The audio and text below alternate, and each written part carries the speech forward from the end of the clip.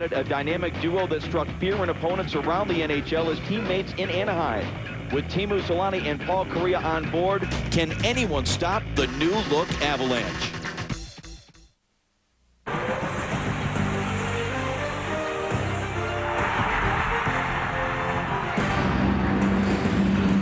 Welcome to the sold-out Pepsi Center here in Denver. Two of the powerhouse teams in the West that have the same expectations to win the Stanley Cup as the Avalanche play host to the St. Louis Blues. Hi, everybody. Welcome to Denver and feeling like a rose between two thorns. I'm Dave Strader along with Brian Ekblom and Barry Melrose. Barry, let's start talking about the Colorado Avalanche because the comparisons have already started. The Oilers of the mid-'80s, the Pittsburgh Penguins of the early '90s. Certainly the offense is there, but no more Patrick Roy. Well, I'm afraid this is more like a donut line. No centerman. The bottom line is Kariya and Selanne wanted to play together. They wanted to win the Stanley Cup. Where else to go but the Colorado Avalanche? These two guys are magic. Opening game, Selanne makes a nice backhand pass to Kariya. There's only a few players in the world can do that, folks. Now, Avalanche have 6 of them. Great depth. Now, the one question mark is in goal. David Abisher, Patrick Roy's backup. He's never been the #1 goaltender with the Avalanche. Now he's got to walk in to a team that is supposed to win the Stanley Cup and only settle to win the Stanley Cup. I'm not sure he's ready for that challenge, but they got a lot of offense. Tony Granato took over the coaching reins here in Colorado last year. I know he played for you in L.A. You love the guy. Yep. What's his biggest concern as a coach? Well, his biggest concern is they're supposed to win the Stanley Cup. It's harder to win when you're supposed to win than when you're an underdog. Also, finding ice time for all these star players. 6 unbelievable offensive players. That's a lot of ice time that they want. All right, Brian Ekblom, let's talk about the St. Louis Blues, another powerhouse team in this Western Conference. They already have some injury concerns, but if the top 2 defensemen can stay healthy, they can compete with anybody. You have to be able to control the back end, and Al McInnes and Chris Pronger are 2 of the defensemen and the best defensemen in the National Hockey League. They both won the Norris Trophy at different times. Al McInnes told me that Pronger asked him to be captain again this year because Pronger wants to be able to concentrate on the fact that he was great 4 years ago when he won the Norris and was MVP. Where Al McInnes said part of him, he'd like to just be able to concentrate and not be captain too, but somebody's got to do it. Just like Tony Granato, Joe Quenneville's got a good club. There's a lot of pressure in St. Louis this year. Yeah, there really is. They're a really different atmosphere. I think St. Louis is looking at it face on for the first time maybe ever. They're looking at the pressure saying we do have a good team, we've been built to win, and we must win the Stanley Cup this year. I think that's great. When we come back, John Butchergrass will be in the studio, but it's not all the defense for the St. Louis Blues. They might have the most dynamic offensive player that you don't know about. Pavel Demitra will try to lead the St. Louis Blues against the Colorado Avalanche coming up next. And welcome back to the Pepsi Center here in Denver. 2 of the best in the West, the Blues with an overtime loss, and the Colorado Avalanche with a win in their opener 5-0 over Chicago. And there is Paul Kariya, and boy, it didn't take him long, fellas, to become involved along with Teemu Selanne in the Colorado offense Friday night. Well, they said Chicago was lucky to have nothing in that game, so that sort of tells you how good the Colorado Avalanche are right now, guys. Yeah, the people were pretty excited here in Colorado, no doubt. It was a real clinic they put on against the Blackhawks the other night. Dave Strader with Brian Ekblom and Barry Melrose in the booth here tonight. So much talent, we have to have 3 guys, Dave. To cover it all, that's right. Good point by you. Well, these 2 guys, of course, spent a lot of great years together in Anaheim, and we shouldn't be surprised as teammates just how good their numbers are. Look at those points per game average. I mean, that is awesome. Anything over a point a game is unbelievable, and they've done it on a consistent basis. They've been such good friends. They chose this place, Colorado, to come and play together. And they took way less money to come and play here, so everything worked out for the Avalanche. If we could have just had the difference in what they could have had and what they did take, that would be great. Well, think about this. The 2 of them signed here for a combined $7 million. At one time in Anaheim, the cost was $18 million. Well, they're hoping here they're going to get much more bang for the buck than they got in the early Anaheim days, so I think they will.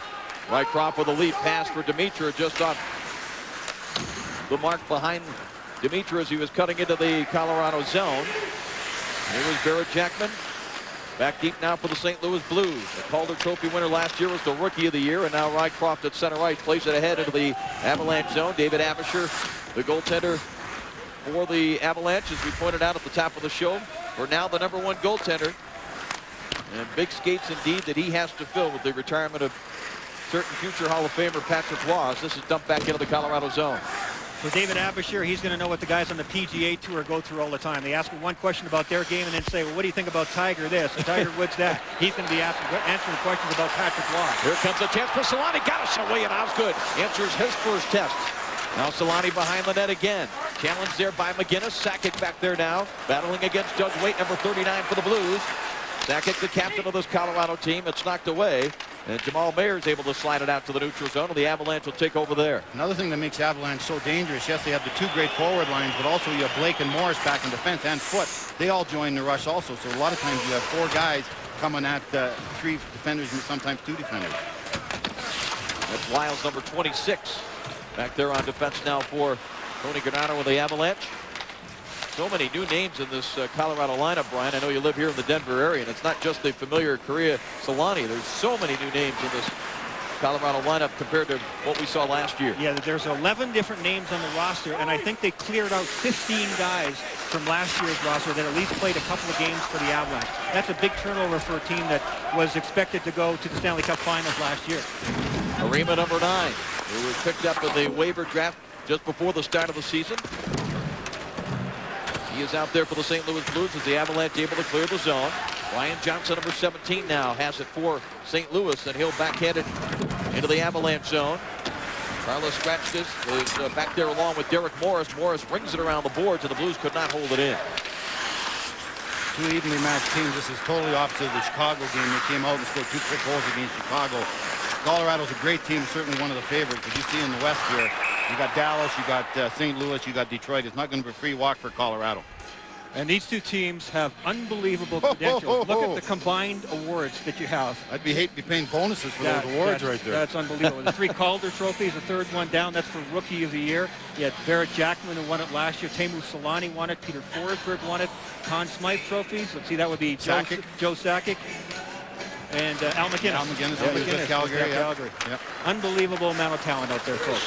And these guys will play Detroit, which is just as talented, and Dallas, who's just as talented. So these 4 teams are going to be fun to watch all year long in the West. And don't forget Vancouver. They also feel they've got something to prove. But they're from Canada, so. We only talked about them 60% last time. Here is Forsberg. Sets it up in the middle now for Hayduk. Knocked away. Scratches, picks it up, and it bounces wide. Backhanded over top of the crossbar.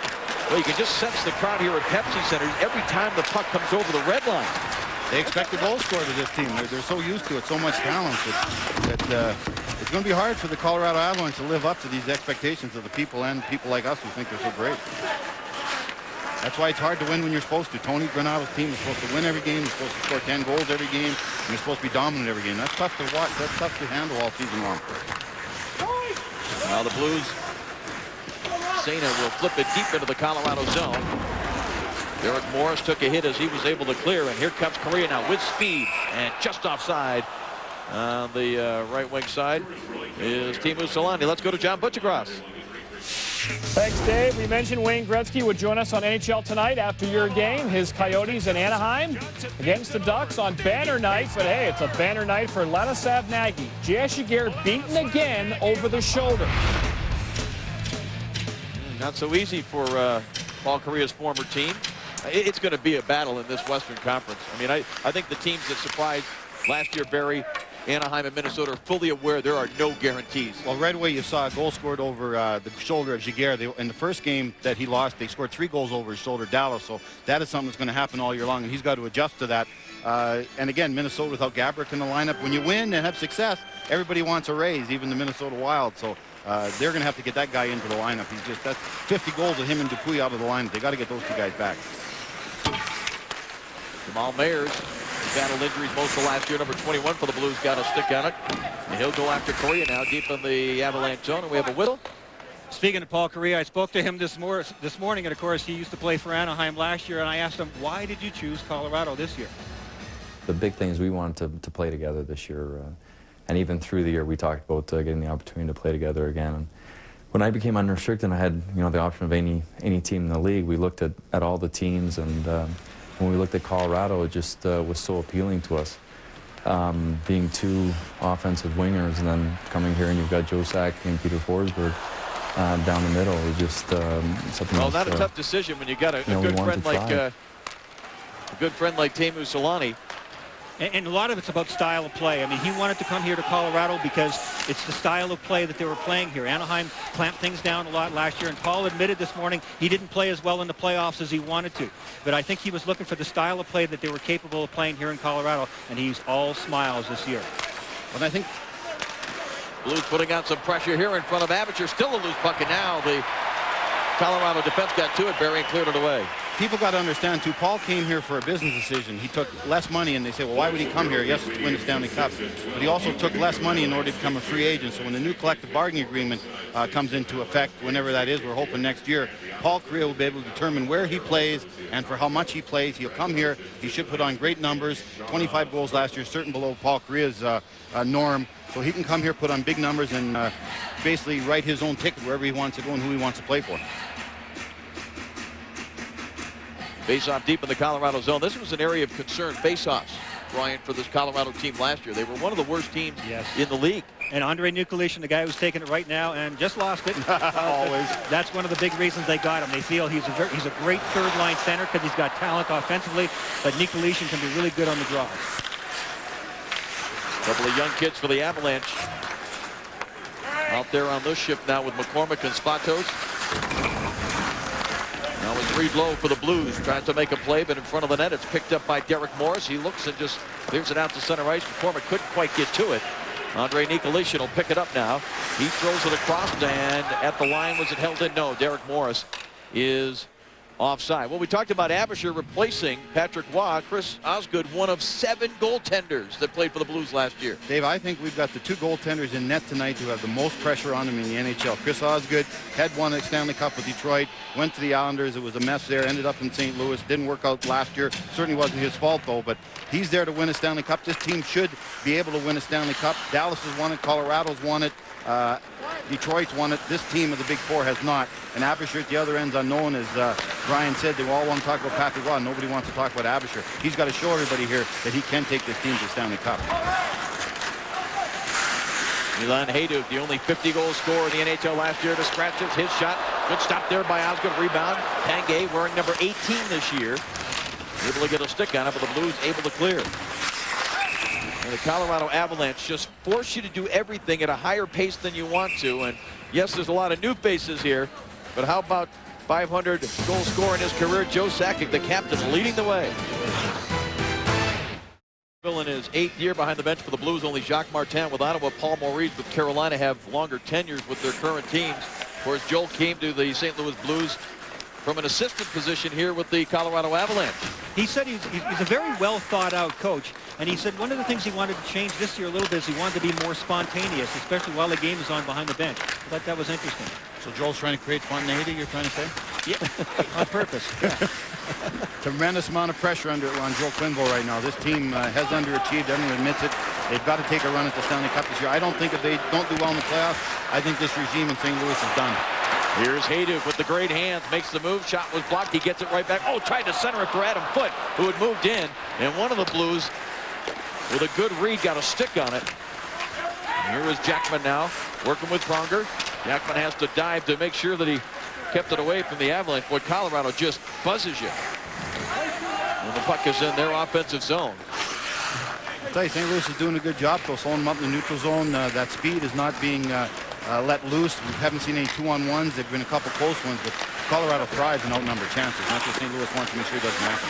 Kariya burst of speed, but Murray Barron was there to knock it away. Here comes Keith Tkachuk working against Adam Foote. These guys have a history of battles going back many years. Now Rycroft is dumped by Foote. Took a look around to see if there might be a penalty call, but nothing coming. Kevin Pollock and Kelly Sutherland are the 2 referees tonight.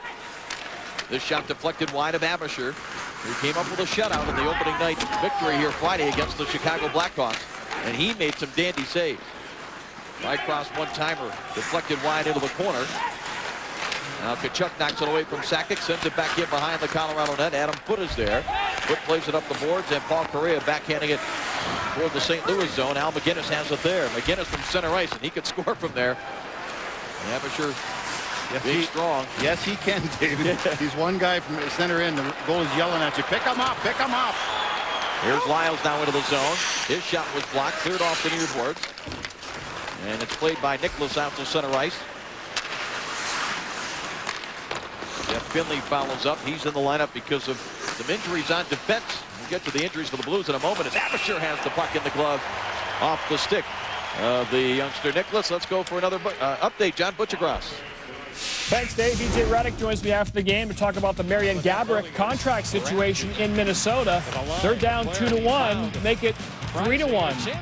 Patrick Marleau, 3 goals in 3 minutes, 13 seconds for the Sharks, now 3-2. How about that Patrick Marleau? He's a terrific hockey player. There's another one. Teemu Selanne, over 400 career goals.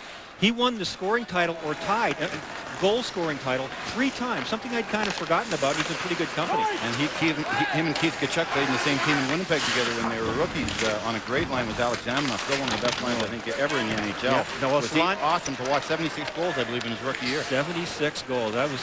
A lot of them were scored against LA too, I'm afraid. It's been a long time since anybody scored in the 70s, isn't it? And a rookie. Yeah, he was awesome when he first came in there. Reed Lowe, tough guy for the St. Louis Blues, number 34, out on the ice now. And the Avalanche take over, approaching the halfway mark of this first period.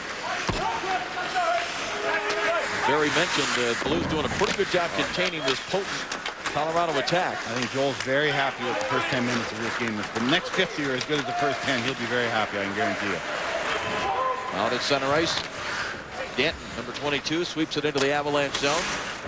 And it's quickly cleared back the other way. This should be an icing call on the touch-up by Chris Pronger.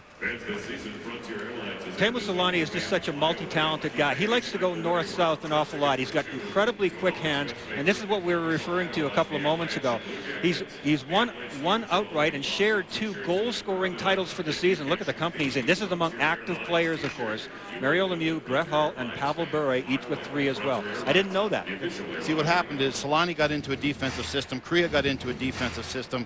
It's just ridiculous. It's like having a racehorse pulling the plow. You just don't have it happen. These guys got to be in a high offense system, like Colorado, like a Detroit, where they can attack and show their skill. And that's why they wanted to come to a team like this and play with guys like Forsberg, Sakic, and the rest of the crew over there in Denver. Bouncing puck toward Osgood, and it's skipped wide.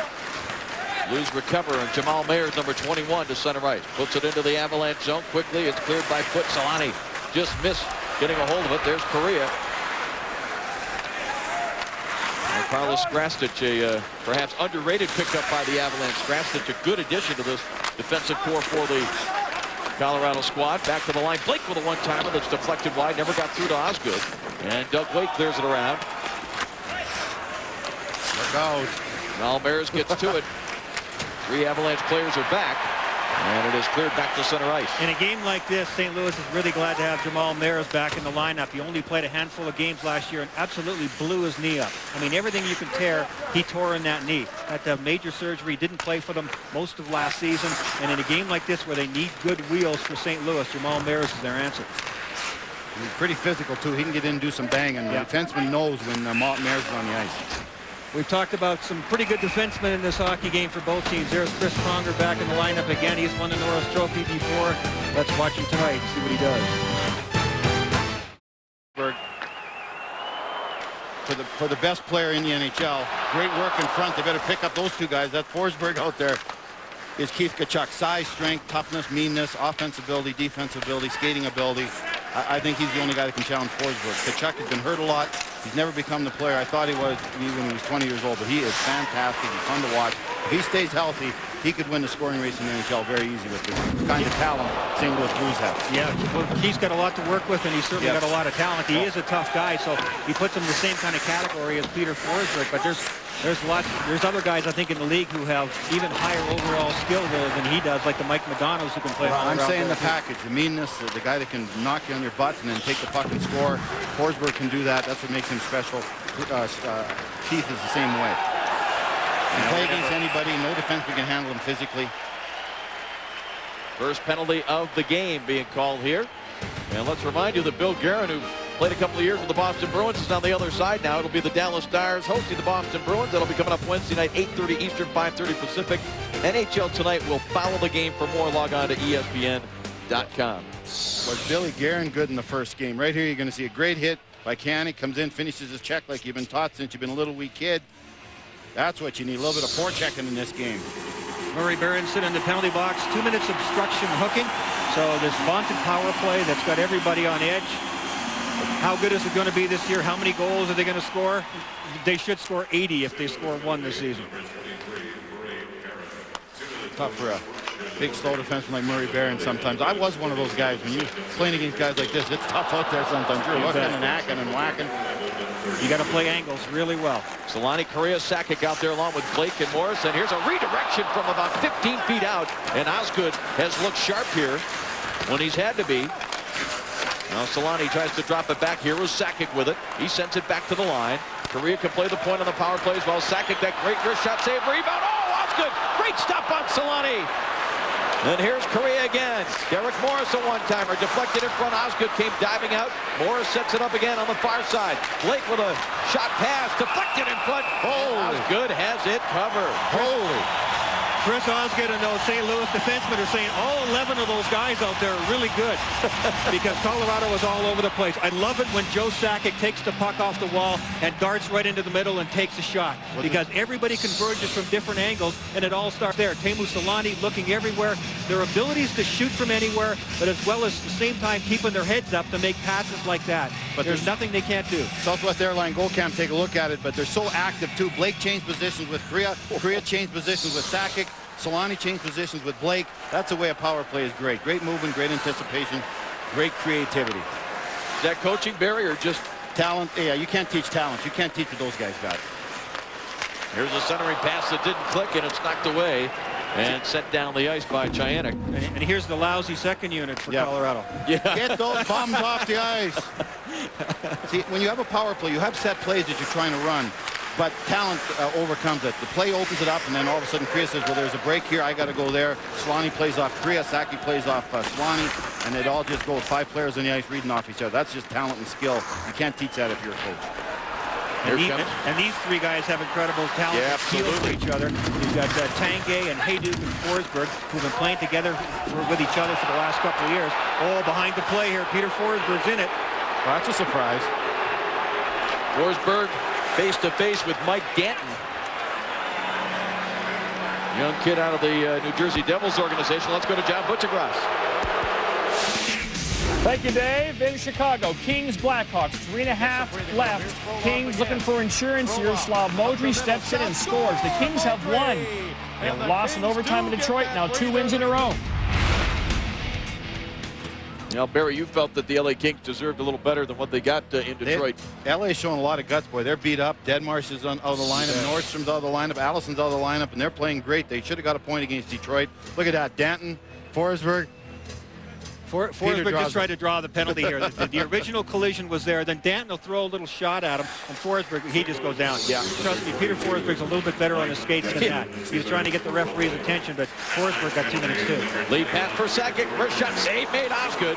Boy, Sakic and Osgood know each other from the Detroit-Colorado Wars when Chris Osgood was part of the Detroit teams that won a couple of Stanley Cups in the late 90s. One thing I really liked from that first game against Chicago, I didn't watch the game, but I looked at the stats. I think Joe Sakic had 7 shots in the first game. Yeah. So he's not trying to overpass. There's an experienced guy not being intimidated by playing with Correa and Solani. He took 7 shots himself. I like that.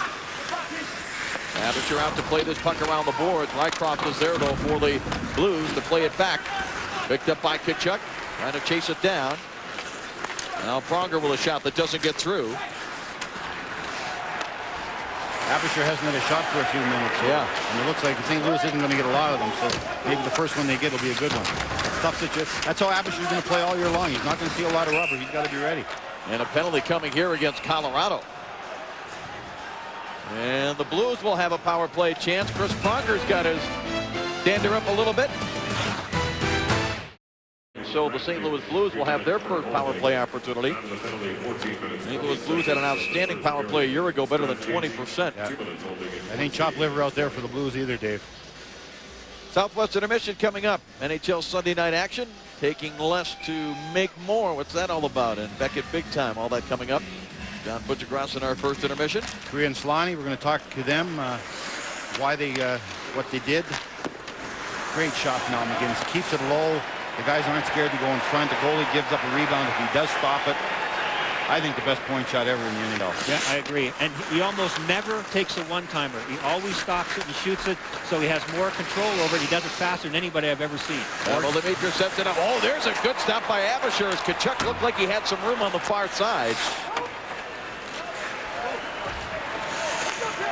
St. Louis Blues without Dallas Drake, Scott Mellenby, both on the injured list. Alex Havanoff, Christian Laflamme, a couple of defensemen that were hurt in the opener. Here come the Blues again. Aperture save.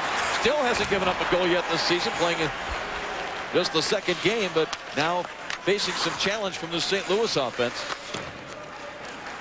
We talked about ice time, Dave, how Tony Granato is going to keep everybody happy. He's got Sakic and Korea killing penalties, so that's one way he can get them more ice time, is playing other special teams beside the power play and regular shift. Oh, some nights he's definitely going to have to, because some nights you end up with 6, 7, 10 special team situations, and with those number of players, the good players have to play a lot or they're going to be unhappy. So special teams, yeah, you're going to see the big stars up. And then there's always a shorthanded chance. When there's two guys are out on the ice, you got to be worried, especially when you have a forward on the point, like St. Louis does a few times with weight. Giannik, now number 26, sends it rink wide. It comes to Pronger, one time around the way. That didn't miss by much. No. Nicholas is spun around by Blake. Going to be another penalty here. And there's still 24 seconds left in the Scrastich minor. The St. Louis Blues are going to have a 5-on-3. Rob Blake's going for that one. That was right down low in front of the net. A little bit of a twist around with the stick, and that's all it took. Can opener. Keith Tkachuk follows the play. Dimitri comes in.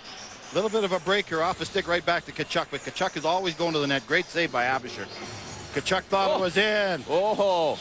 He's always among the league or the team leaders in power play goals. Of course, he's on the power play all the time, but he gets that big butt of his in front of the net. You're not going to move him. Great American player. Always asked, how come you never win the Hobey Baker? He said, guys over 220 pounds never even nominate for the Hobey Baker. He only played 56 games last year, too. He has to be healthy and play a lot this year. Here's McGinnis, 5-on-3 opportunity for another 18 seconds. Tkachuk sitting on 399 career goals, trying to become the 5th U.S.-born player to score 400 in an NHL career. Here's a shot deflected. Rebound. There it is.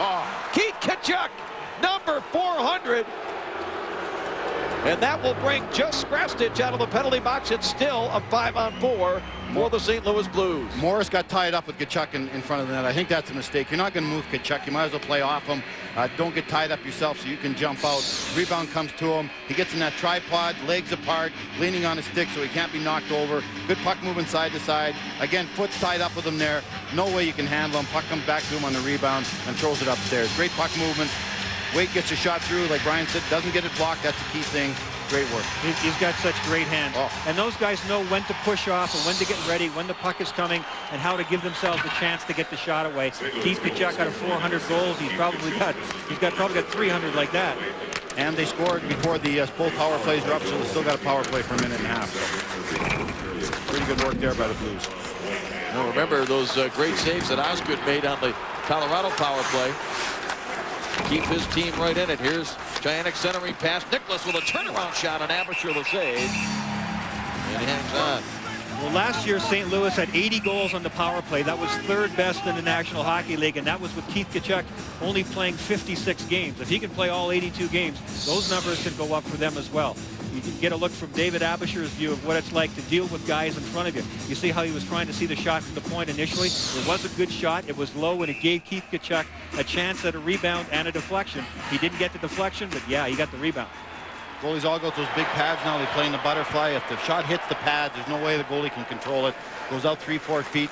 Tkachuk just jumps on it, puts the second shot upstairs. So career goal number 400. Congratulations, Keith Tkachuk, joining Joe Mullen, Pat LaFontaine, Jeremy Roenick, and Mike Modano as the other U.S.-born players to score 400.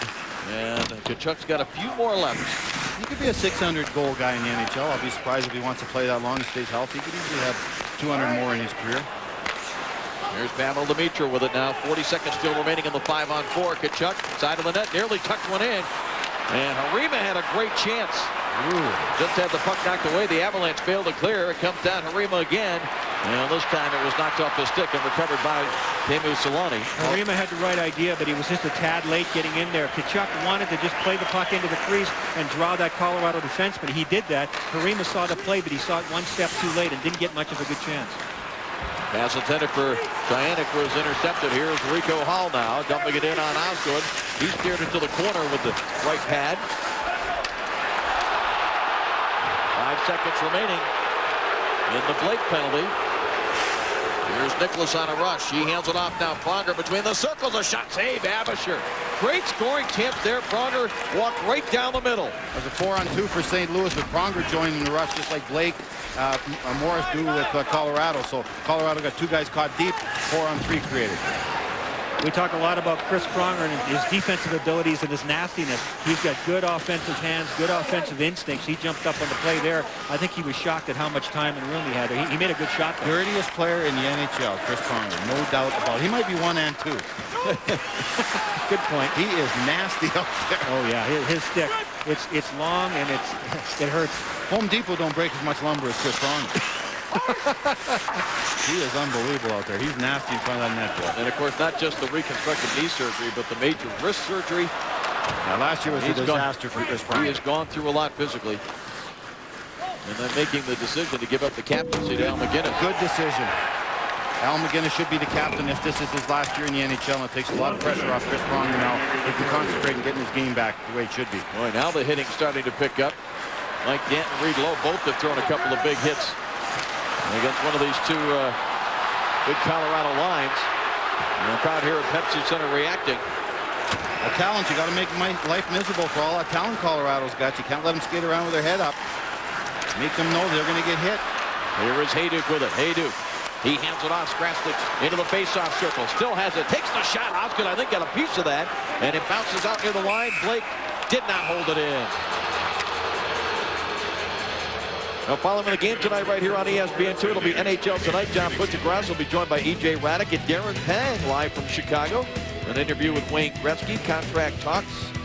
We'll talk about Marion Gabbert, that situation in Minnesota. Martin Havlat signing a contract this weekend, and also a look at the week ahead. Now you're going to see the Colorado players behind the play. Pronger reads that. Great pass back. Right down parting of the Red Sea. Good shot, too. Average made a great save. Icing here against the Blues on the touch-up by Derek Moore, or rather Adam Foote. Tony had a great change there. There's Al MacInnis on the bench. Tony got Sackey's line out against Reed Lowe's line. He'll be looking to do that again. That's tough for those tough guys to handle. Look at that. Those are incredible numbers. He'll go in the Hall of Fame, and he certainly deserves it. He said to me about taking the captaincy. Chris Pronger came to him the day before training camp and said, Al, would you stay captain? I just want to be a player this year. And Al said, sure. And he knew it's the right thing to do. And he said to me, you know what, though, Brian? I turned 40 years old this summer. 23rd year in the league. He said, I have to work hard to play my game, too. Part of me would rather not be captain as well. But he said, I know it's the best thing to do. So he wants Chris Pronger. He said, if we're going to be good, Chris Pronger has to be a dominant player this year, and I want to give him every chance. And now Al is the conscience of that team. They got a lot of talent, but Al is the guy that makes things work in that dressing room. Well, the St. Louis Blues took advantage of a 5-on-3 opportunity. Keith Tkachuk scored career goal number 400. And we had a little bit of nastiness, as you might expect, between these two teams, with high expectations and a lot on the line, even at this early stage of the season. Don Butcher-Gross with the Southwest Intermission Report right after this. Ozzy was good. Ozzy was good in that first period because Colorado came out in the first couple of shifts and they put on some dazzling stuff. You had Korea and Solani and Sakic flying around on the power play. Osgood did a really good job, held them in there before St. Louis got it going. Overall, I thought St. Louis had a good, strong period. They overcame that charge by Colorado, took it to them, and hey, they're up 1-0 in this tough building to play in. The Blues people say Osgood was great in the first game against Phoenix, too. He was by far their best player. So he's throwing 2 good games back-to-back, which is good news for Blues fans out there. Here is Pronger back to get it. Takes a hit. Centering pass. Hayduk is there. Slapped out of midair by Osgood with a goal stick. Tanguay, Hayduk, and Forsberg starting this second period for Tony Granato. Rycroft for the Blues failed to clear. Jackman takes his man against the boards. And now Jackman down on top of Forsberg. Oh, that's a good matchup of 2 tough-minded guys. Barrett could get him off the ice for 5 minutes. He should get star of the game right there. So yeah, Barrett's got to make Forsberg pay a price. Right in his face, yapping at him.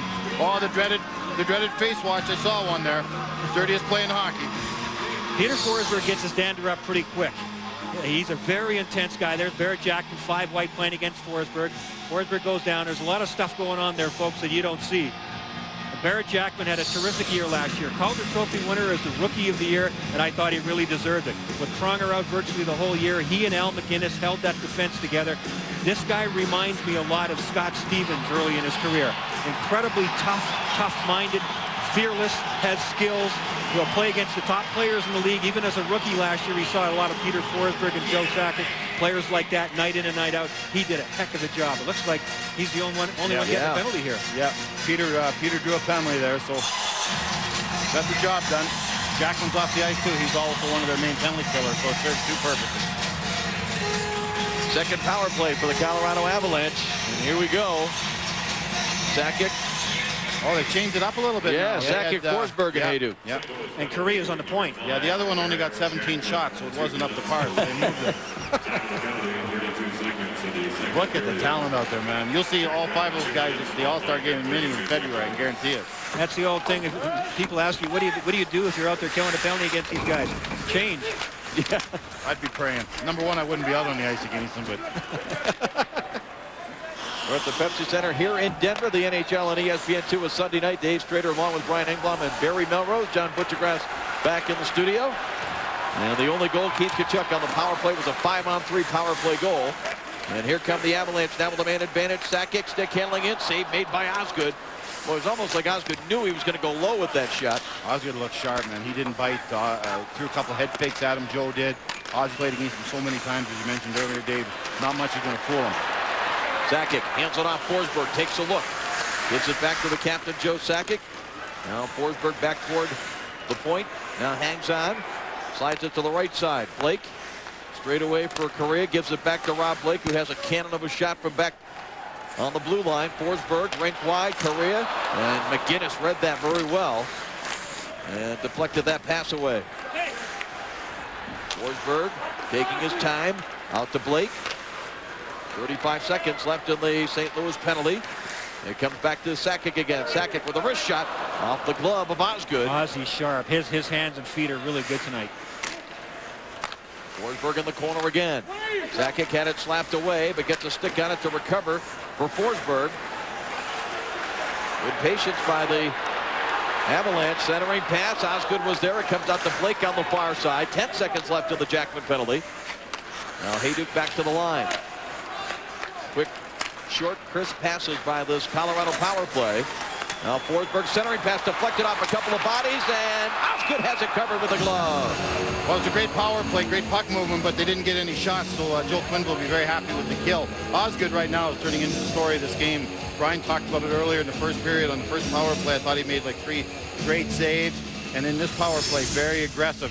We look back at this, as we said, Joe Sakic and him know each other very well. They like to have the puck go east to west, all that talent. Osgood followed the puck very well. Right there, he didn't bite. He was very aggressive. Stayed square to the shot. Same thing here. Sakic and him have seen each other so many times in such pressure-packed situations. Forsberg, a little drop pass. And just like you said, Brian, hands and feet moving very well, stick on the ice. He looks extremely sharp right now. And Sakic, he must have had 7 shots at the net already in the first 2 periods. I said he had 7 in game 1 against Chicago. Sakic pulling the trigger from everywhere. Well, the good news is that he stopped all of them. Bad news is if he's going to get that many shots, sooner or later one is going to go in. Yeah. You can't stop that guy with that wrist shot for 60 minutes. One of the best I've ever seen, especially on the fly, Joe Sakic. There's a lot of bests out there. We got a lot of bests on both teams. Best defensemen, a lot of the best forwards, best power play, best talent. There's a lot of bests on these 2 teams. Adam Foote for the Avalanche, able to clear it back through center ice. Now Finley for the Blues. Played it ahead to Saina, number 15. That didn't work, and Skrastich now for the Avalanche. Dumped it back in. Quick shot off the deflection. And Osgood was there again, square to the shooter. And out. He was very aggressive. He was far out of the net there. That means he's very sharp. Don't forget, Monday Night Countdown begins at 7:30 Eastern on ESPN with comprehensive analysis, interviews, highlights, up-to-the-minute NFL news, and live reports from the site of the game. Then Monday Night Football. Al Michaels, John Madden, and Lisa Guerrero when the Falcons battle the Rams on Monday Night Football, 9 Eastern, 6 Pacific, only on ABC Sports. Deflection here, and that sailed just wide on the stick side of Chris Osgood. Giannick got a shot off that was deflected by Derek Morris. Andre Nicolishin, number 11. Now Lyles for the Avalanche, able to play it back to center ice. Derek Morris again. Here is Nicolishin. 4 minutes gone by here in the second period. 1-0 Blues on a first period power play goal by Keith Tkachuk. 400th career goal. The 5th U.S. born player to reach that plateau. And where's he from? He's from a town called Melrose. I can't believe they named the town after you before they realized how great you're going to be. Melrose Place, Saskatchewan. I must have had some famous relatives. Must have had some money in the old days. Right there's Osgood. Osgood, we talked about the goaltending. He was brought into St. Louis to get this team over the hump. Last season was a disaster for the Blues. One of the worst save percentages, second worst in the NHL. They used 7 goaltenders last year. They always have a ton of injuries here in St. Louis. Last year was goaltending. If they stay healthy and Osgood can stay healthy, Brent Johnson backing them up, get Mellenby back, get Salvador, get Drake. This is a pretty solid lineup. 89-90 was the only other year, and that was the Quebec Nordiques. The other year an NHL team used at least 7 goalies that played at least 1 game. Here is Waite, lead pass. Jamal Mayer's behind the defense for the shot that was deflected, I believe. Abisher got a piece of that. It sounded like it hit something, or did he just fire it wide? Saw how fast Jamal Mayer was there. Boy, Forsberg with a pretty good bump there on Danton. The two of them battled in the first period. Peter's been pretty quiet, though. They've kept close reins on him. They've done a good job on him. Centering pass. Here is Osgood. Again, facing the challenge of Skrastich coming in. Now Hayduk sets it up. Tanguay a drive. And that's deflected up off the netting and out of play. What a pass that was by Alex Tanguay from along the boards right onto the stick of Skrastich coming in from the point. David Abisher did a really good job on that last attempt by Jamal Mayers, who came in with a lot of speed. He's back in the lineup again this year, as we mentioned. You get the jump on Forsberg. Now, Forsberg's a smart guy. He gets one little hook at him there, but Jamal Mayers was trying to go low to the far side. Yep. Abisher was leaning a little, but he certainly squared up on him enough to make him shoot wide. Good clean face-off win by Sakic, but the shot by Skrastich never got through. Here's Paul Correa on the loose puck, sets it up. Solani, a shot save. Osgood. Boy, Osgood has been very quick with the feet. Because Dave, he has to move from Correa, who he has to respect, because he's coming in on his forehand and then go right to the backhand out to Solani. So he had to move 10 feet there with that puck going side to side. Osgood quickly played the bouncing puck. Here is Pronger with it. Pronger picks up a loose puck again, hands it off to Barrett Jackman, who mishandles momentarily. Well, you don't want to make any mistakes with the likes of Solani and Correa in the zone. Now the Avalanche changing up. Pronger, soft pass. Here is Pavel Demitra. Quick wrist shot. Save made by Abisher. He has it in the glove. David Abisher has played really well in the preseason. It's his job to have right now and to hold after Patrick Waugh left. I was talking to Jacques Cloutier, the assistant coach and the goalie coach, who's been here in Colorado for a number of years, and I asked him what Abisher is better at now, and he said reading the plays, and he said he certainly learned that from Patrick, because Patrick was one of the all-time best at doing that. And the other thing is that he's better at making his upper body look big, because he does play the butterfly style the same way that Patrick Waugh did. And the big thing with that is when you go down on your knees, you must stay fully erect in the upper body and keep that upper portion covered. And Abisher's done a really good job of that.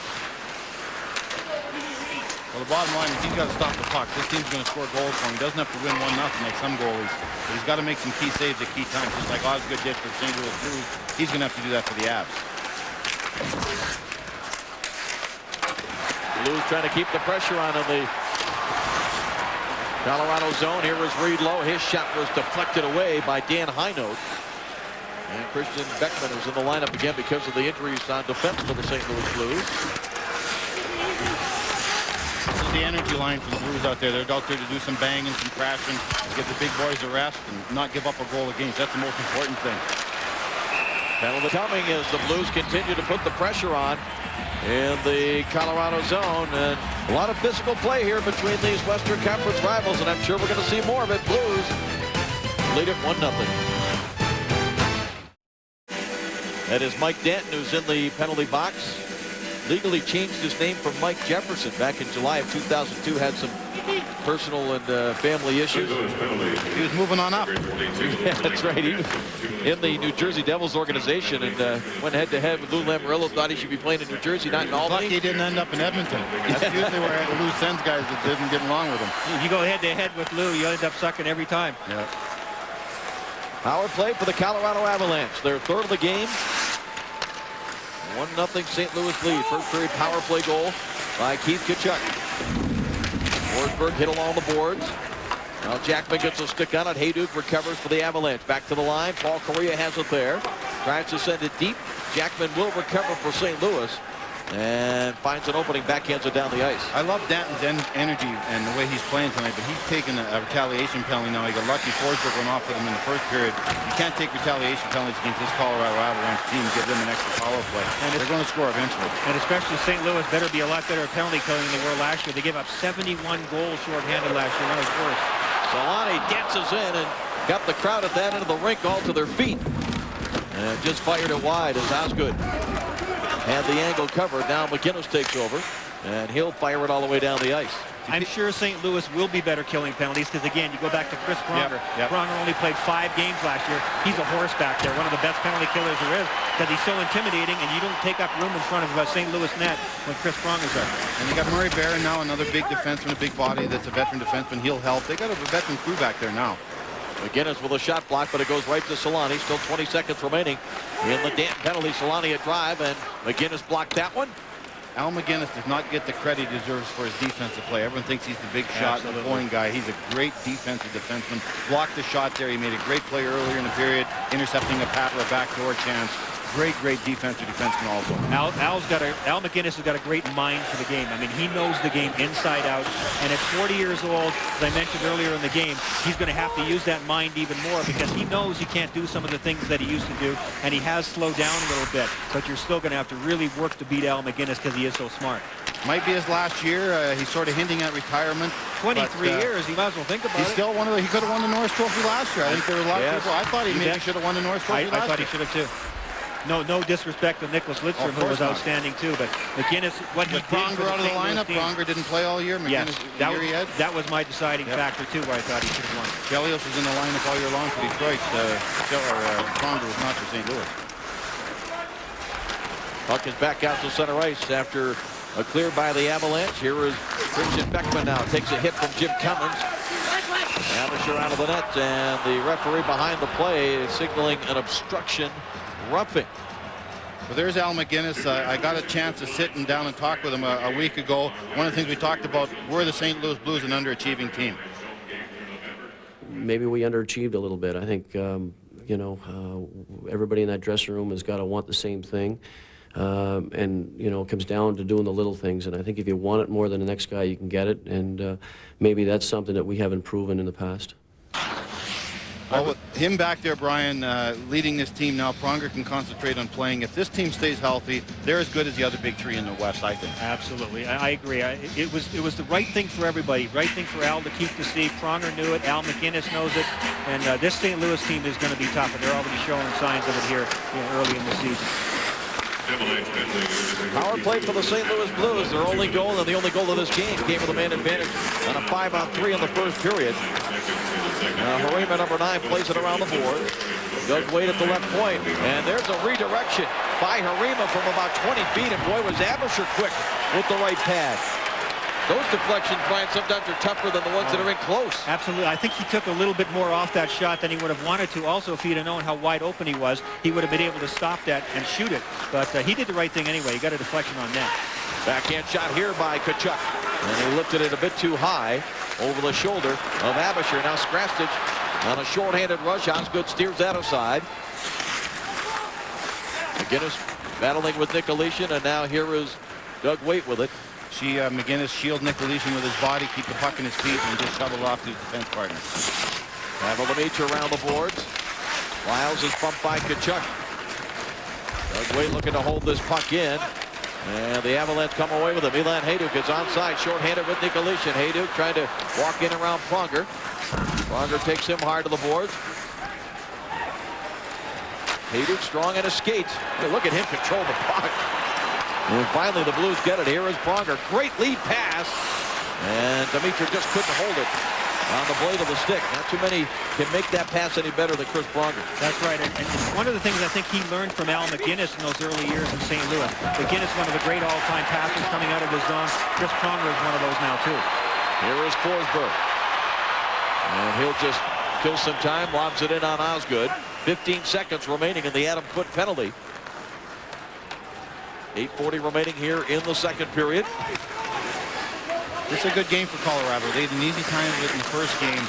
They need to see that there are teams as good as them in the West here. So this will be a good test for this team. And And you can't play the Chicagos of the world where you dominate them night in, night out. That doesn't help your club. A game like this will do more for Colorado than any 5-0 win, I can guarantee it. And I think there's a sense of surprise here in the audience because their team, the vaunted team that did dominate Chicago in Game 1, is now behind in the scoreboard. And no goals for. Yeah. This team was supposed to score at will. Yep. Tony's got a tough job, man. The pressure going to be asking, what's wrong with your team? You're not scoring. Is there a problem here? You know, when you're expected to win like Tony's team and expected to win big and expected to win spectacular, being average and being boring isn't going to cut it here in Colorado. They want to see goals. They want to see speed. They want to see great plays. It's going to be a tough chore for Colorado. Icing is the call, and a guy that can provide all of those things, Barry, is number 23. He was the only 50-goal scorer in the league, but he doesn't have to score to be fun to watch. We'll see more of this from Milan Hajduk tonight. ESPN Radio. Go to ESPNradio.com to find it. For score, stats, fantasy, and the official store of the NHL, NHL.com. If it's hockey, it's here. Milk does in hockey. Does it get any better than that?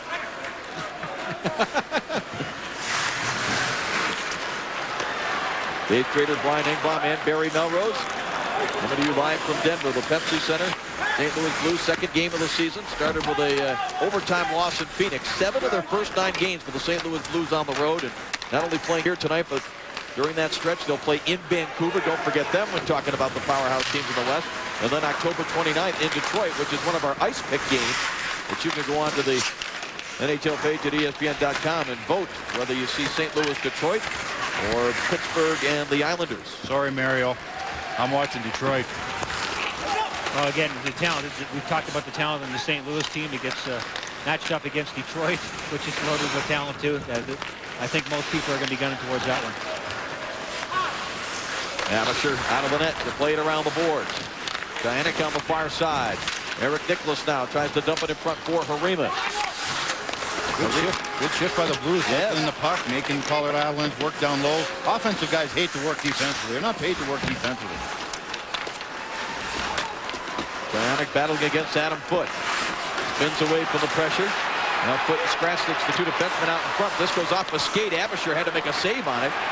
And Adam Foote tries to clear. Gets a bit of a break on the carom. And here comes Heinold now for the Avalanche. Rolls it across in front of Osgood. Jim Cummins on the far side has it. Now recovered by the Avalanche again. Shot swept to the net by Heinold. Easily handled by Osgood. And Harima just trying to relieve the pressure. Got it just outside the line. Brought back in offside. You know, Milan Hajduk should be a household name if you're a Hawk fan, Barry.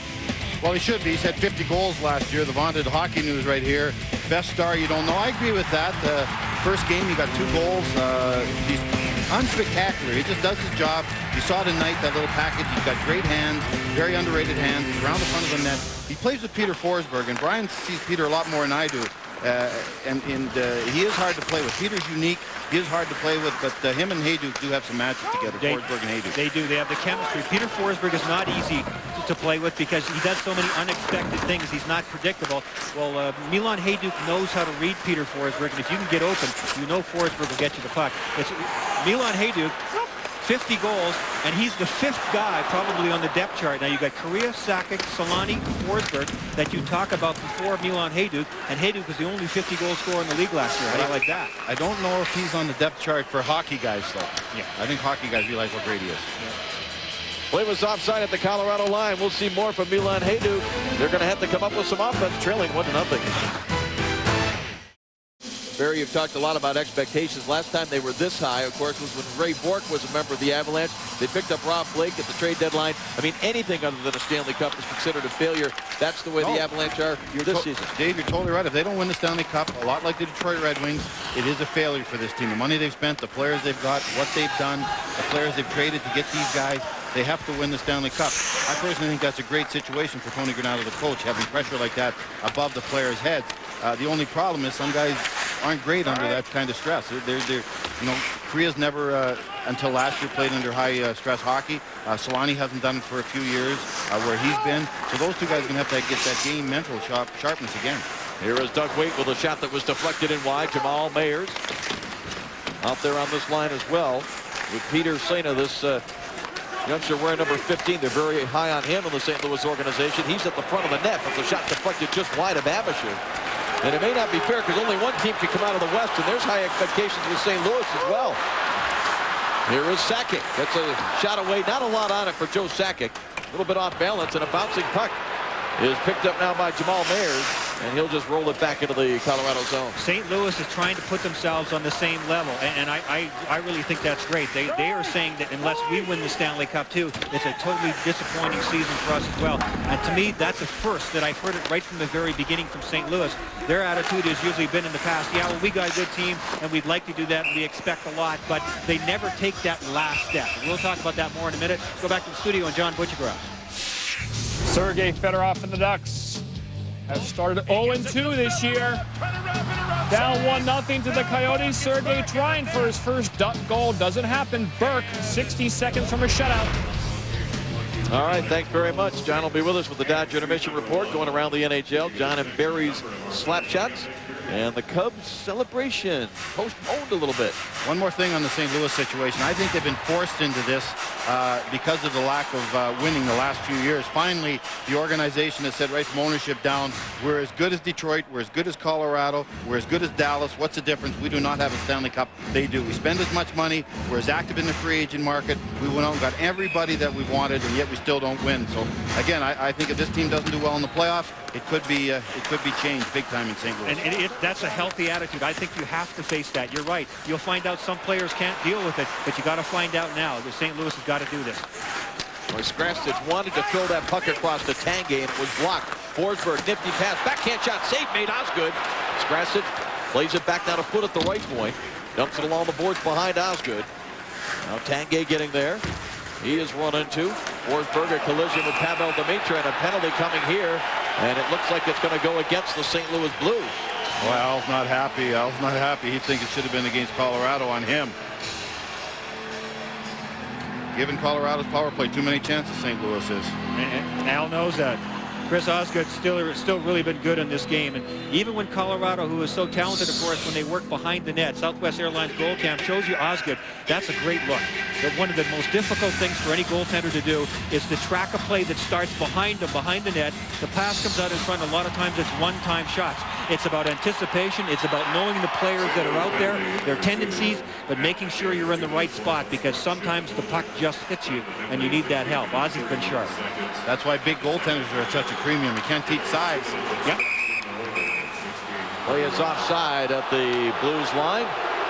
More NHL action coming your way here on ESPN2 Wednesday night at 8:30 Eastern, 5:30 Pacific. Bill Guerin of the Dallas Stars, yet another powerhouse team in the West, taking on the Boston Bruins, looking to make some noise in the Eastern Conference. NHL tonight follows the game, 8:30 Eastern, 5:30 Pacific. Bruins are struggling a bit right now defensively, giving up a lot of goals against. I know Sullivan coming in there, his job and what he thought would happen is he really wanted to concentrate on defensive hockey. They haven't been great defensively the first 3 games so far. Here comes Sakic down, hands it off for Solani. Straight away, shot from the blue line, saved by Osgood off the stick of Derek Morris, and he hangs on. Their speed when they bring the puck in, Brian, it forces you to back up. You can't challenge Sakic, you can't challenge Korea. So the minute you back off the line, they pull up and hit the guy coming late. They got so many offensive weapons. They play off each other so well. Now watch right here. The Blues are back, but you can't stand up right there because of the speed. They go, and then all of a sudden they throw it back. Great shot in the middle of the rink.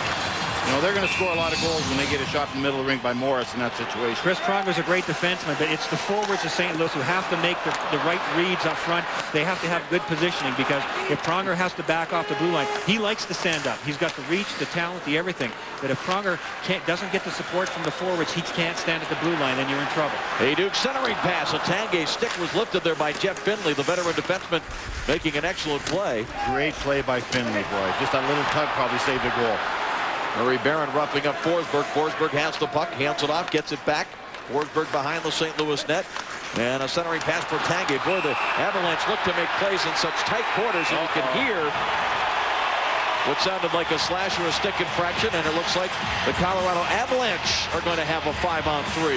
Oh, this is not good. You know what's interesting about this is that Colorado, as talented as they are, a lot of guys would just end up hanging around the outside and making pretty plays. They've taken it to the net and made small plays, short passes, right in the kitchen of Chris Osgood, just like this. Off to the left side of your screen, number 37, White. That's where we took a penalty. Finley right there. 5-on-3. Big trouble for St. Louis. St. Louis got to go 5-on-3. We'll see if Colorado can reciprocate and do the same thing. I try and get reciprocate into every show. Good job. Can you spell it? Not a chance.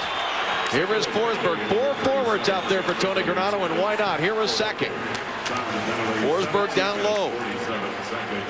Sakic has it. Half a minute remaining in the 5-on-3. Sakic couldn't one-time it. Forsberg in close, tries to center. Osgood a couple of saves as Korea had a couple of pops at it. I'm not sure what Peter wanted to do with that. That's kind of strange that he just sort of shoveled it right into the kitchen. I think he was trying to go over the pads to get it to the far side of the crease from Teemu Selanne. They get it up top, then down low. Then look at Peter here. Yeah, I think he was trying to knife it through to Selanne on the other side. I'm not sure. Brian, they're trying to be too cute here. Get the puck back to Sakic. Get the puck back to Blake. Shoot the puck. Put those guys in front. It's a 5-on-3. I'll number them 3-1 down low. You know, they're getting too cute. Everything is too pretty right now. Agreed. 5-on-3, I'd rather see it worked up top. You got Blake shooting the puck. Let him wire it. Put men in front of the net. That's how you score.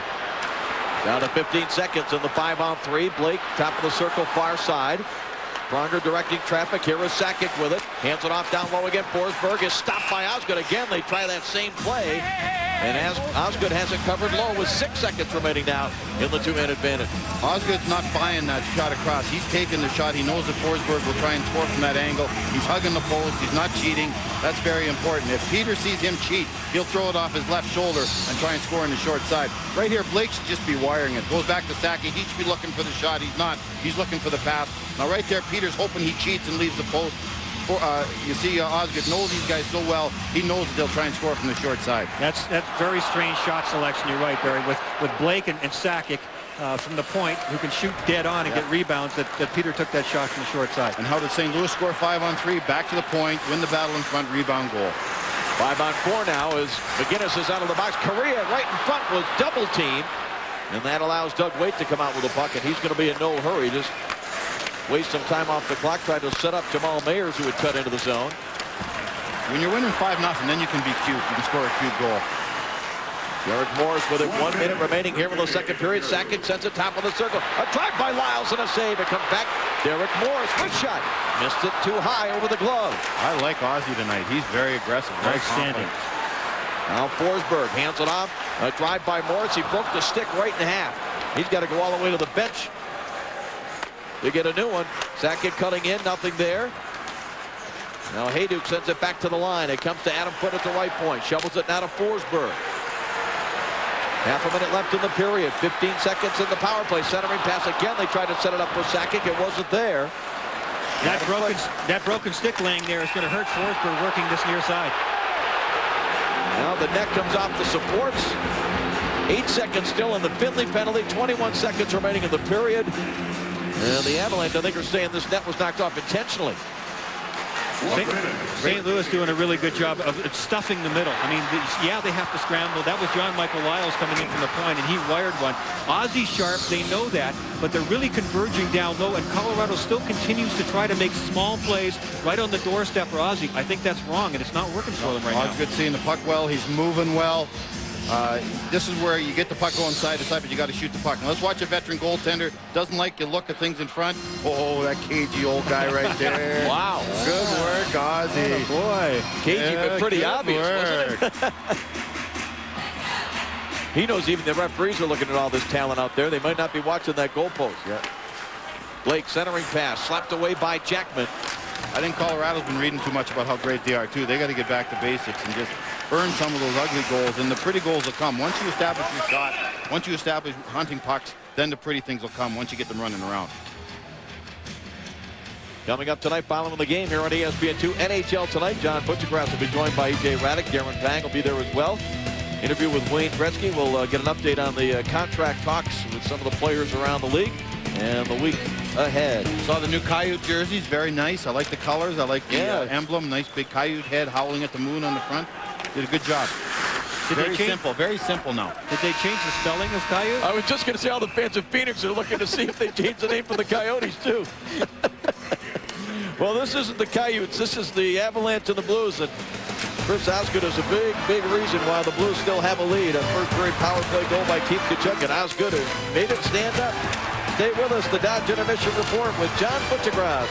Barry Melrose will be here as well. Now it comes out to Finley. Finley takes a look, goes back in deep for Waite. Doug Waite has it there. Waite tried to stuff it in front. Derek Morris got a stick on it. Now Morris again hands it off. There goes Sakic with a burst of speed. Correa with the lead pass. Sakic catches up to the puck in the corner. Hands it off now. Lyles with a shot. Save made by Osgood. Jackman was very lucky. He went behind the net, sniffing out a loose puck, and then bang, a turnover, transition, 2-on-1 created by Colorado. Jamal Mayers with a drive, and Abisher the save. Well, with all this offense, we've had only 2 goals, 1 on each side. Tkachuk's goal held up until this power play tally by Correa. More excitement to come here from Denver. Well, with all the power play chances, you would think the Avalanche would have an advantage. Look at that, 35-17. Chances unofficially at 8-5, and each team with a power play goal, the Avs 1 for 6. Well, you can tell 3. 35 shots, but only on our count 8 scoring chances. So you know they're taking shots from some pretty bad angles, and some of those are flurries of action right on the doorstep. Tanguay trying to dance between the 2 St. Louis players. Right across to McGinnis. Now it comes out to the line. And Skrastich with a shot that was deflected to the corner. Nikolic centering attempt. Intercepted there. Could be a 3-on-1 here for the St. Louis Blues. Dimitra takes a look. Wait, sends it across. Score! Tkachuk just up under the crossbar. What a play. What a pass by Dimitra. I thought he was going to shoot that puck. He waited a long time. Puck came across. Brian went right under the defenseman who was sprawling, taking away the pass. Just got it before he went down. And Walt Tkachuk just drilled it. Turnover right here. Puck goes off of Dimitra. He went out to block the shot. He got in the shooting lane. It's good to see. Bad pass right there. Here's the turnover. Danton throws it up. Now watch right here. Makes a shot, frees the defenseman, and he just pounded that one. That was an absolutely perfect pass by Pavel Dimitra, because he had an aerial over the stick of Skrastich who went down, and he had it land right on the tape of Keith Tkachuk. Keith Tkachuk said to me this morning, I love playing with Pavel Dimitra. I have a rule for him. Too. Yeah. He said, I have a rule for Pavel. You got to work hard. And Pavel's rule for me is just give me the puck. And Abisher has to cover this one up from the blue line off the stick of Christian Beckman. And is anybody else going to score this year for the St. Louis Blues? He has all 3 goals this season. Good point, yeah. Watch this pass, too. It's right on the tape. It's perfect, a one-timer. Keith can just wire it. He doesn't have to stop it first. Abisher tries to get across, almost does. But that is textbook 2-on-1. Everybody did the right thing.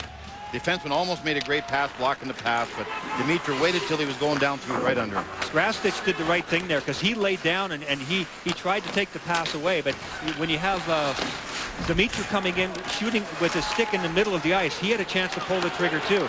So it's not like Skrastich could just go over and say, well, I'll take Keith Tkachuk, you take the shooter. I think that's a bunch of bunk. You never give anybody a free shot. And Abisher had to respect Dimitra because he gave the head fake as a shot. So he executed his job properly also. Perfect. The goaltender. Yep. This West Division this year is going to be unbelievable. These 4 teams with Vancouver, they're as good. There's 5 great teams in the West, great offensive teams. There's going to be some great hockey this year in the West. Dallas, Colorado, Anaheim. We got Vancouver, Bertuzzi, Naslin. We're going to see some great hockey. Mark Rycroft got an assist along with Dimitra on that goal by Tkachuk that has given the Blues the lead once again. Now Finley for St. Louis up the left wing side. Sena got a stick on it, didn't clear the first time. Good second effort though. And now Jamal Mayers looking to break with it. Hayduk chasing him. Pass comes to Doug Waite. Waite puts on the brakes. A little through the legs pass. That is taken back now by Alex Tanguay. Tanguay challenged there by Jackman, and the Blues able to clear. Good speed there by Barrett Jackman, who got back in position. Well, you mentioned Scott Stevens, and he looks like Scott Stevens. He plays like Scott Stevens. Maybe not as good offensively as Scott Stevens was early in his career, but a warrior mentality, just like Scott Stevens. Couple of great fakes by Sakic. Sets up the one-timer up high on Osgood. That had to sting. Paul Correa got all of that. Osgood is slow to get back to his skates. Oh, man, that almost or pretty much blew him right off his feet. Osgood just took a deep breath. He knew exactly what was going to happen there. It was a great pass from Sakic, just teed up for Correa, and Correa just hammered that thing. McGinnis drives one in off the pads of Abisher. That's a bad rebound on a long shot like that. He better not kick many of those out in this division. Deflected by McCormick up into the blue zone. Osgood play. Quickly snaps it ahead now to Reed Lowe, trying to catch the Avalanche on a change. Now Ryan Johnson, Reed Lowe working deep in the Colorado zone. Riku Hall, number 32, hands it off for Derek Morris. And deflected ahead by McCormick deep into the St. Louis zone. Heino with a hit along the near board. One of the things that's really made this game great, too, is the line matchups have been big line against big line. You get Sakic's line and Forsberg's line for Colorado, and Dimitra's line and Waite's line. So they've been playing head-to-head against each other an awful lot. And then the third and fourth lines are out against each other a lot. I like those matchups. That was slightly misfired by Harima. Yes, he broke his stick in half. Joel better be careful with the low line now, because if I was Tony and they throw that low line out one more time, I'll make sure Sakic or Forsberg's out on the edge against him. Turnover by the Avalanche. Janik tried to dump it to the front. It was deflected away by Abisher. Now Nicholas, number 20 for the Blues. Krastich back there to help out. St. Louis Blues on the road, where they will play 7 of their first 9. Now the handoff for Paul Correa. Correa from the far side, waits, holds on, slides it in front, and deflected just wide. He tried to set up either Solani or Sakic. It comes back to the line. Adam Foote. Backhand shot by Correa, doesn't miss by much. That one was supposed to go to Solani, but Sakic touched it, and it took away a goal. If Solani is able to touch that one, it's in. Dougie Waite was a forward coming back from St. Louis. He made a heck of a defensive play also. 3-on-2 for the Blues. Here's a drive save. Abisher rebound. Jamal Mayers, and Abisher may have gotten a piece of that on the second effort. Now from the side of the net, Waite stuffed it in front. Out to the far point, Murray Barron. That hit a skate in front of Abisher, and back comes Paul Correa. Every time these guys are on the ice. Now in front, here's Correa, and he was just checked at the last second. Murray Barron stepped into him. Back the other way now, Rycroft. Hands it off. Here is Danton to the backhand. His shot was blocked by Blake. Puck is still deep in the Colorado zone. It is kicked out toward the line, picked up by McGinnis. A drive. Abisher the save, gave up a rebound. Here's Dimitra. Abisher steers out of side as well. Look out. You can see that coming. Absolutely. And it comes back to Rycroft. He drives the shot. Abisher the save. I like this Danton. That was Mike Danton. Yep. Yeah, yes, it was. Real Dan Heino. He's been involved tonight, Danton. He's got some energy, man. He's still mad at Lou Lamoriello. He's just charged. Well, with Dallas Drake and Scott Mellenby out of the lineup, this kid's trying to show that when those guys come back, you know what? I still want to play. Never have enough guys that play hard, Dave. Boy, you got to keep your head up when you're on the ice in a game like this. And Mike Danton trying to make a name for himself. Dan Heino, look out, just saw him at the last second. 2-1 Blues.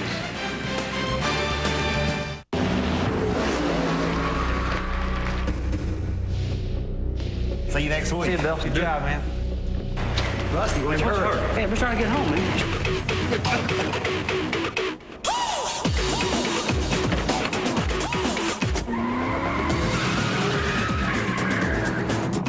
Introducing the Dodge SRT Series. Race-inspired, street legal. Sweet. Chris Osgood has faced 37 Colorado shots.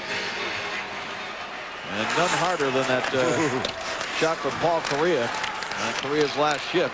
He's going to wake up 3 or 4 times during the night seeing that one again, too. Keith Tkachuk has both goals for the St. Louis Blues. Correa has scored for the Avalanche. St. Louis with a 2-1 lead as Osgood behind the net mishandles, but the Blues recover. Morris held it in, but now it's taken away by Jamal Mayers, and Mayers will flip it back deep into the Colorado zone. Quick changes by St. Louis. They're going to make sure that they get anybody on for a long, tired shift, get caught in their own end, tired. 30, 40-second shifts. Now you see the Blues 1 man in, 4 guys back. Yep. Not much for the Avalanche to do there. And on the touch-up, we have the icing call. More hockey action coming your way Wednesday night here on ESPN2, 8:30 Eastern. It'll be Bill Guerin, a former Boston Bruin, Now with the Dallas Stars as the Stars host the Bruins. That's at 8:30 Eastern, 5:30 Pacific. NHL Tonight follows the game. And in that game, you'll see another one of the rough and ready. 30-plus goals, 100-plus penalty minutes. Only 4 players did it last year. Keith Tkachuk's in this game, and Joe Thornton, who you will see in the matchup Wednesday night. Those are the ultimate guys that are tough to play against. Because they hurt you on the scoreboard. They'll beat you up. They pound you. They do everything. And you can't check them. Who do you check? You can't handle Bertuzzi with his size, and yet he's still got great hands. They can all score. They have to check each other. Yeah, make them play against each other. Joe Thornton, 23 years old, is going to get better and better. One of the big reasons Detroit signed Darian Hatcher, something they haven't had back there. Chris Chelios, one of the first things he said was, well, when we play for Vancouver and to play against Todd Bertuzzi, we'll have somebody his size that he can bang against, because Chelly's as tough as nails, but he knows he gives away so much size disadvantage to Bertuzzi, it's tough for even him to compete. And every team, Dallas has got Arnott, Bertuzzi in Vancouver. St. Louis has Tkachuk. Every team in the West has a big power forward, except Colorado. Colorado really doesn't have a big power forward. They got enough. They got 6 great little ones. I'll trade you my 1 giant power forward for your 6 great little ones. I'll take that deal. And a defenseman to be named later. I think a lot of people would consider Forsberg a power forward too, the way he plays. Yeah, but size. Yeah, you're right. Yeah.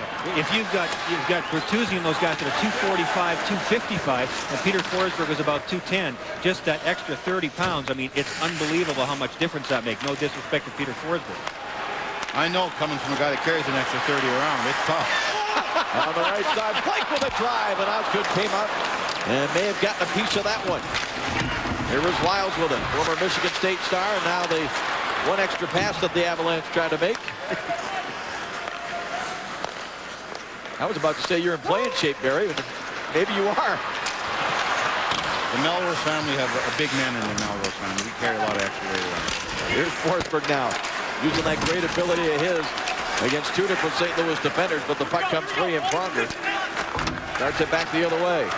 It's funny, even with this lineup that Colorado has, you can sense the anxiety, and they should have it. You raise your intensity level. They're down 2-1 with 5 minutes to go here, but you can feel they're a little bit more anxious, and they're a little more scrappy. If they had done this in the first or second period, it may not be 2-1 St. Louis. It's interesting. Tony Gonava's got the Jimmy Cummings line out here right now, the banging line to come out when they're a goal down. That's a surprise. I think you would see the big boys just one after another for the last 4 minutes here in this game. Now foot for the Avalanche, plays it ahead, doesn't connect, would have been icing, but Cummins is going to get there to negate it. Centering pass, and that deflected up into the netting and out of play.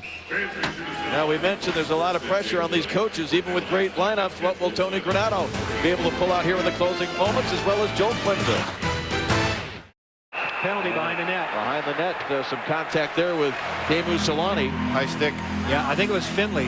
Selanne went down behind the net. He was clipped by a high stick. Was it Al McGinnis or Finley? Looks like it might be Al McGinnis. This is what Al's third penalty. Yep. And that hurts him because he kills penalties quite a bit. Although they're trying to get him out of that this year with Pronger back in the lineup. They want to try and rest Al McGinnis when it comes to killing penalties. Well, he's getting a lot of rest tonight because he's the one in there. This was inadvertent.